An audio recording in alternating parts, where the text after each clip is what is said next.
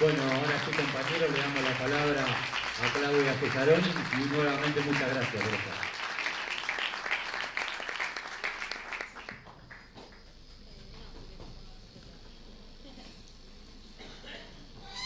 Bueno, buenas tardes, muchas gracias. Estoy un poco abrumada. Gracias a todos y todas. No voy a nombrar porque ya voy a nombrar solamente a Andrea, que aparte es mi amiga de Facebook. Y así nos conocimos, como se arman muchas veces las redes, así nos vamos conociendo y nos invitamos y sabemos de nuestras vidas personales, políticas, sociales y los nombres de nuestras gatas y gatos también, y eso forma parte de todo lo que somos.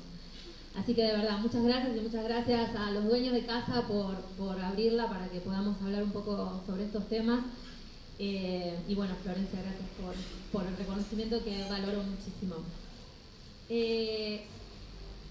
A ver, el título de o el nombre que le pusimos a esta actividad es Adolescente, Infancia y Violencia Estatal, porque me parece que hablar, obviamente, un poco ya se dijo aquí, hablar de la situación de la infancia en nuestro país, no podemos hacerlo si no analizamos un poco el contexto que comienza, yo diría el mismo 9 de diciembre de 2015, y que yo soy quilmeña, pero vivo en la ciudad de Buenos Aires hace mucho tiempo, y la ciudad de Buenos Aires es una especie de laboratorio de lo que luego sucedió a nivel nacional con Cambiemos, porque en la ciudad de Buenos Aires, lamentablemente, y luego de los desgraciados hechos de Cromañón, el macrismo se instaló, lamentablemente para quedarse todavía, lo arrastramos o lo padecemos hace muchos años.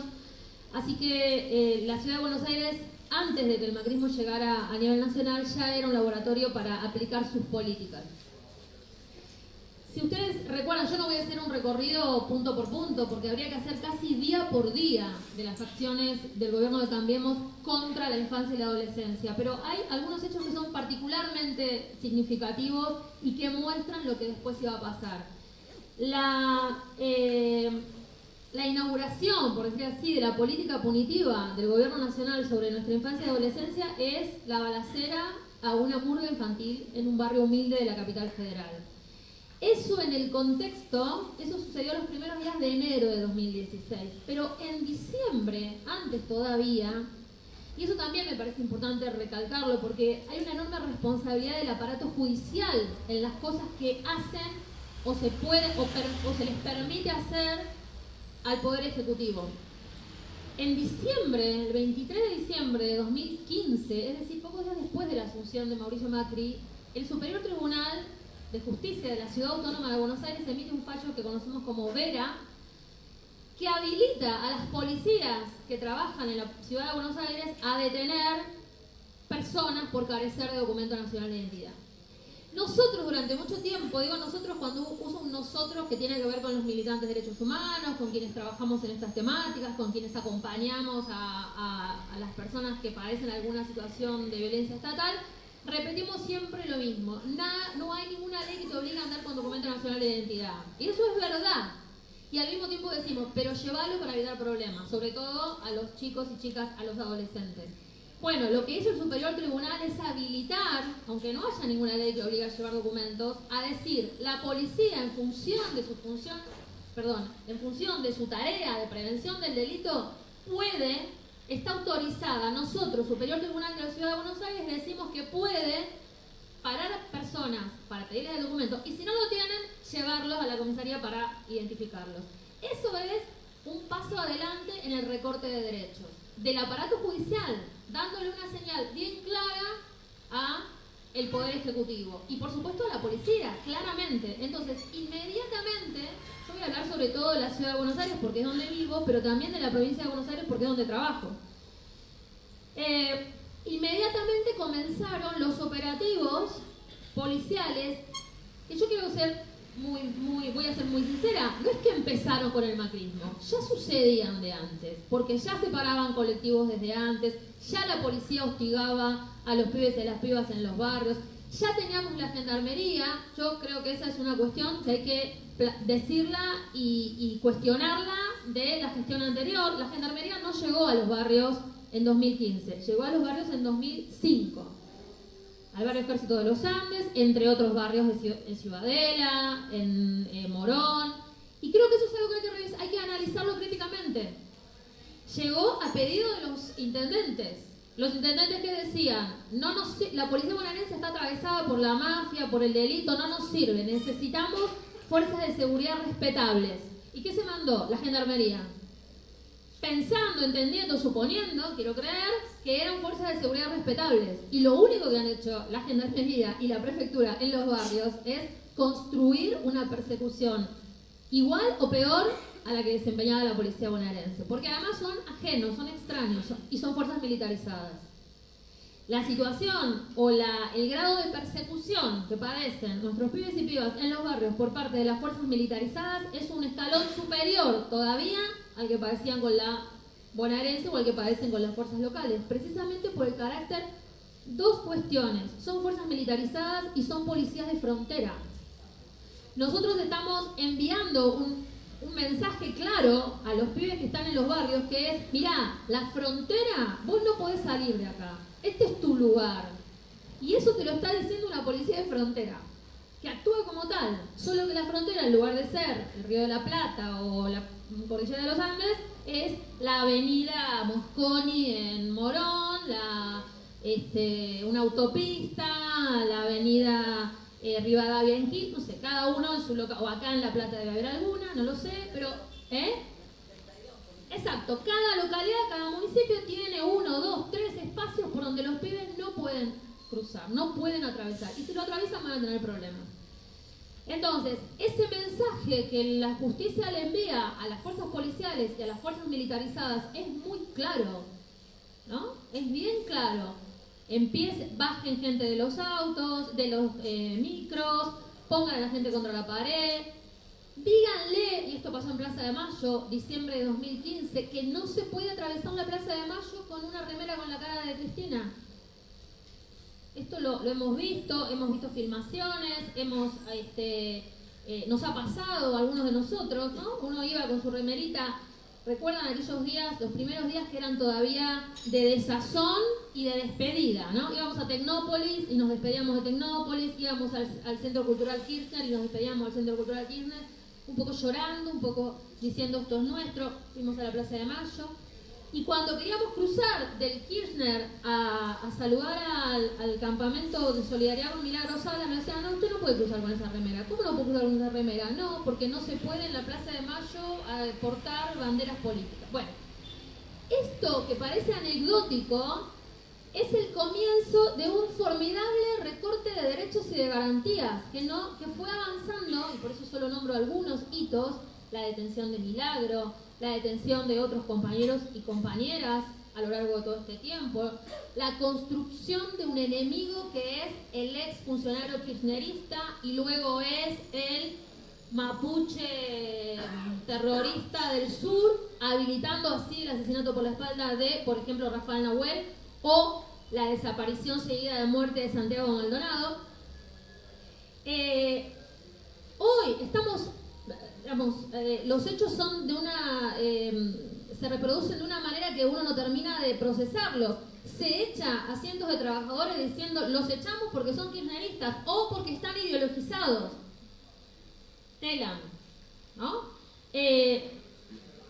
Con relación a este tipo de persecución, la particularidad de la persecución o de las políticas públicas hacia la infancia es que están claramente, yo diría, divididas en dos grandes paquetes de políticas. Unas dirigidas hacia los pibes incorporados a la escuela secundaria, a la militancia, podemos llamar de clase media, no necesariamente, pero pibes y pibas que están en una escuela secundaria, que son militantes de un centro de estudiantes, que tienen más o menos en claro sus derechos.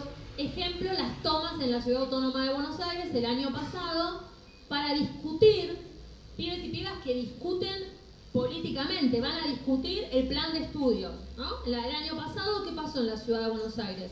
Se quiso imponer de modo autoritario, como suelen imponerse las decisiones, por resolución, por decreto, por lo que fuere, una modificación al plan de estudios y la creación de algo que llamaron Escuela Nueva. Y ese, déjenme hacer un link, es otra característica de este gobierno.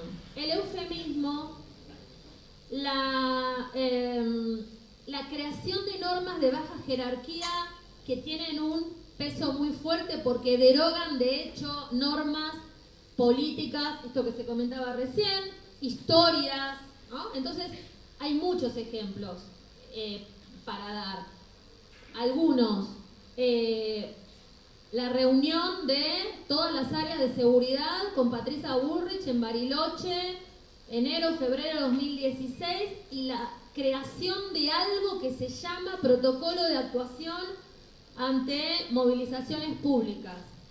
Eso es un papel sin número, no tiene número de resolución, no tiene entidad jurídica ninguna, pero funciona.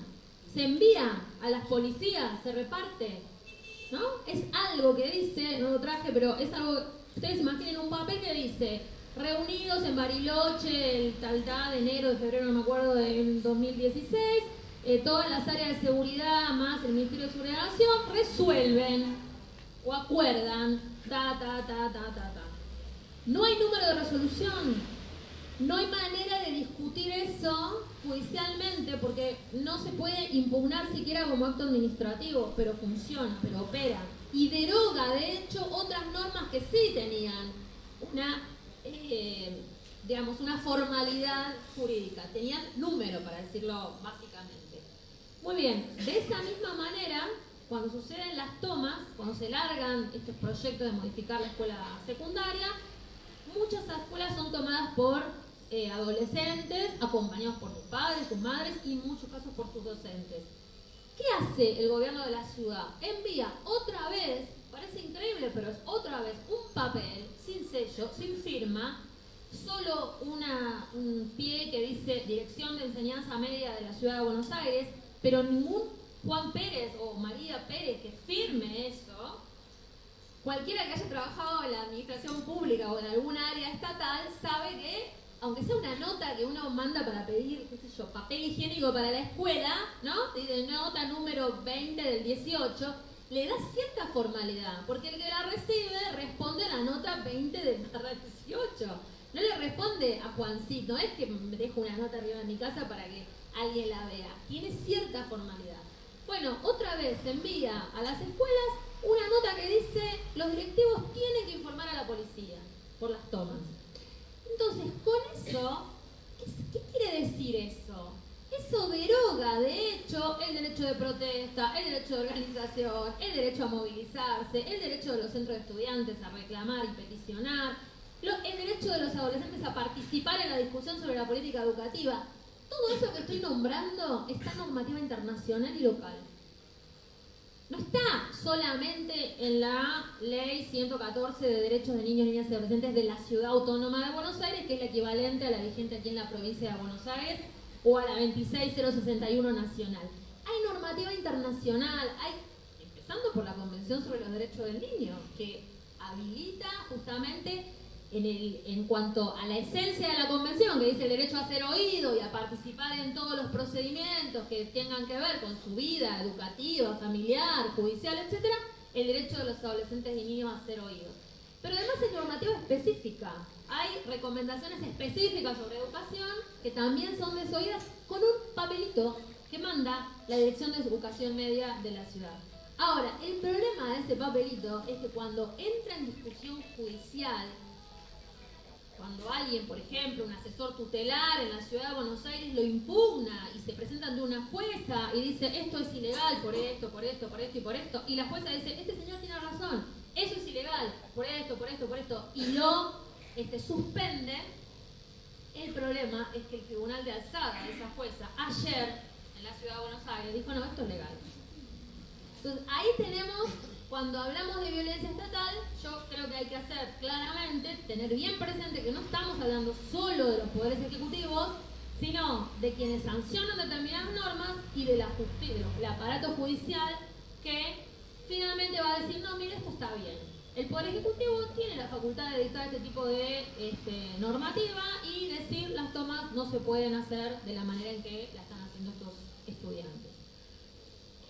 Eso ese modo de ver a la organización estudiantil, a su vez, ha habilitado, por ejemplo, el ingreso de las policías a las escuelas. Algo que nos parecía absolutamente imposible. Quienes hemos hecho, yo, lamentablemente, porque eso revela mi edad, hice parte de, no, te queda toda, de educación secundaria en dictadura.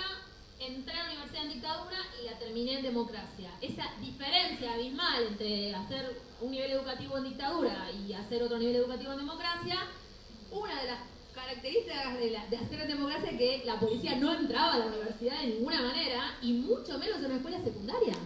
Bueno, ahora entra. Y entonces tenemos que estar discutiendo, como estamos haciendo en la legislatura de la Cava, una norma específica que diga que la policía o la fuerza de seguridad no pueden entrar a las escuelas.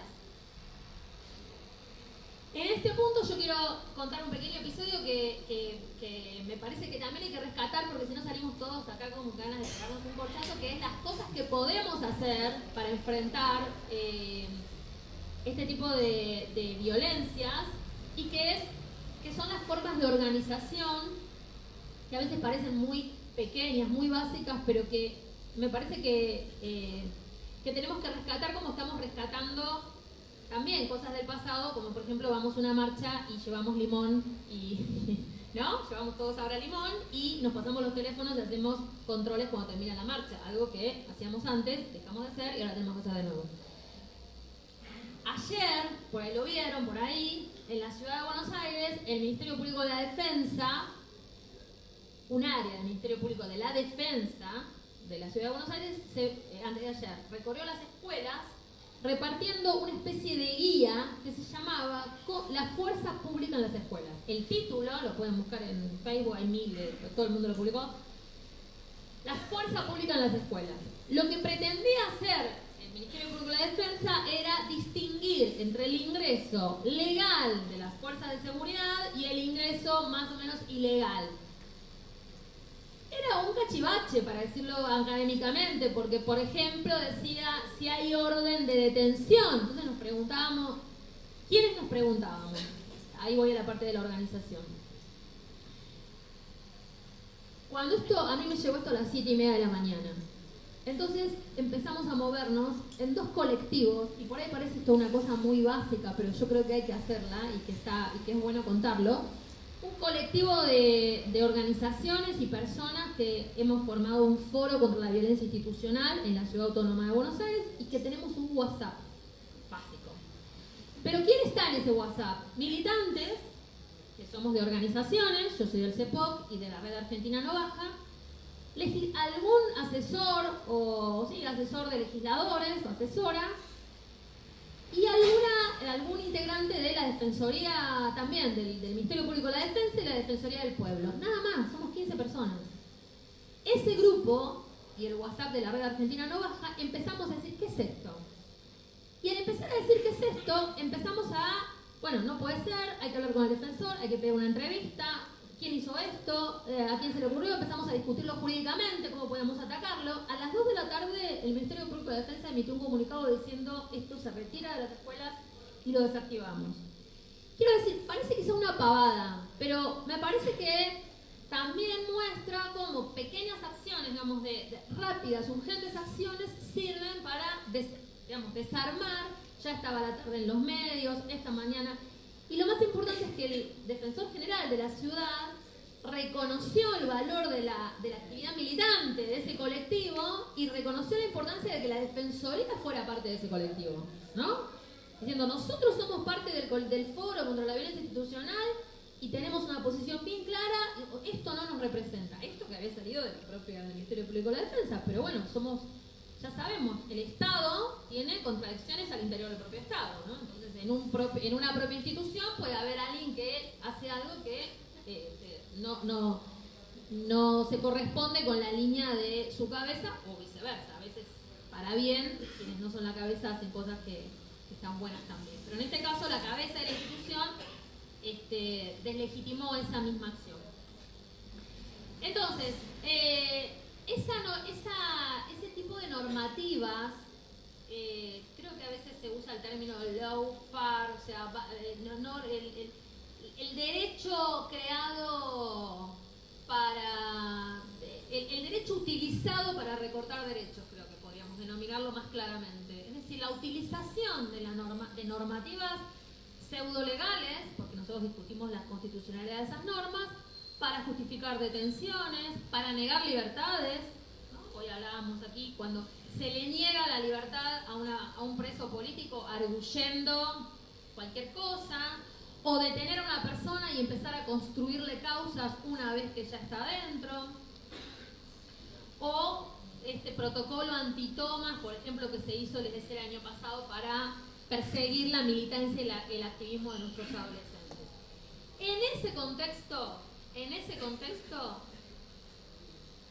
y con otra vertiente que es la persecución más brutal, que termina con muerte de los pibes que no están en la escuela secundaria, que no hacen tomas de escuela, que no tienen esa formación política como para ir a disputar un plan educativo o el aborto seguro, legal y gratuito o la militancia que sea, sino que están sobreviviendo a veces a las duras penas en los barrios, y entonces ahí tenemos asesinatos, la utilización de la policía para directamente el aniquilamiento, el caso de Facundo Ferreira en Tucumán, casos que tenemos en Quilmes, varios, por lo menos 2 en los alrededores de la escuela donde yo trabajo en menos de un año, y seguramente otros distritos tendrán otros casos.